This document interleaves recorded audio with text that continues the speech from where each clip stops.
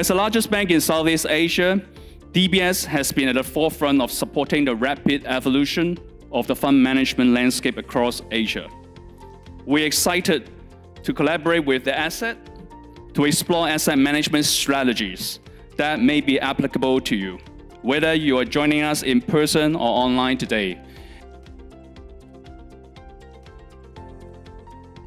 When Chinese economy is stabilizing, global economy is stabilizing. So on the other hand, we can say, whenever China has a hard landing, global economy will have hard landing. So this is why China's biggest contribution in terms of economic stabilization is very key, very important for the global economic stabilization.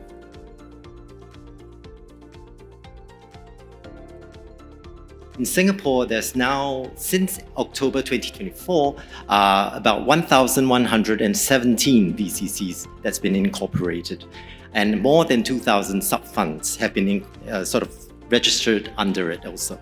So the sole object of the VCC is really to be a collective investment scheme, and it's not supposed to be just a company, a holding company in some sense.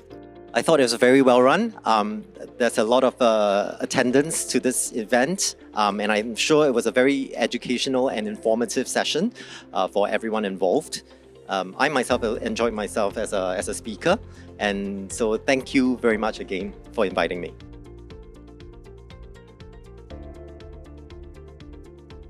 For private OFC, it's just really, although it says an approval, but actually it's a filing. So there's no onerous compliance obligation. There's no authorization process involved. And second of all, you don't need to worry about a double or dual regulatory regime because everything is in Hong Kong.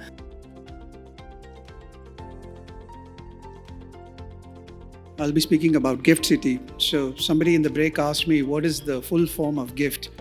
So I said, well, it's Gujarat International Finance and Tech Hub, which is GIFT. But it is India's attempt to create something like Hong Kong, as to having a region which allows for uninterrupted financial access, uninterrupted regulatory challenges that you would face on the hinterland.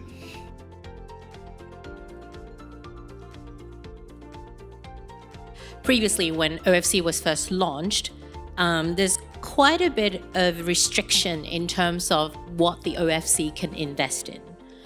But further, in response to the market, I think a big game changer is that the government has kind of removed all that kind of investment restrictions. So now basically in OFC, you can invest in all kinds of assets. One of the key reasons why there was a redomiciling of the Cayman fund structure is again around AML KYC, protecting the retail investors. We have been so privileged to have, I think, a room full of guests and double the number of people online who would join us today. I felt that it was a very good and successful event. If the investment team is actually based in China, unfortunately, China doesn't really offer any fund exemption regime for a fund that is managed in China. So you need to really consider, okay, because $1 you earned from investing into the underlying asset, what are the tax costs that you have to pay at the fund level, and this definitely will impact the level of the fund and also the attractiveness of the fund. So that is the first consideration. We have all the people here from Hong Kong, Singapore, and India. We talk about the different structure, the trends across all this jurisdiction.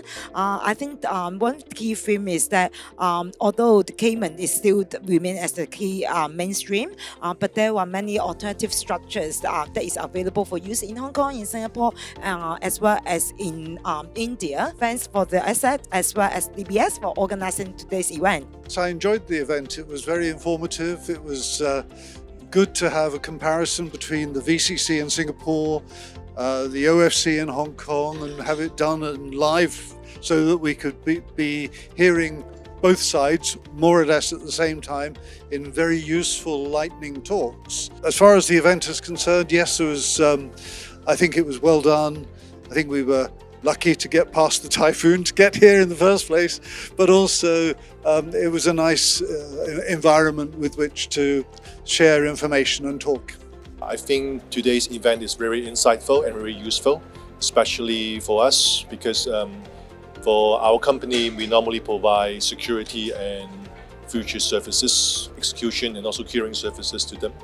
And I think it's very insightful for me to learn different kind of stuff, especially in terms of the fund setup in Hong Kong and also in Singapore and also even the gift service setup in India as well. Thank you.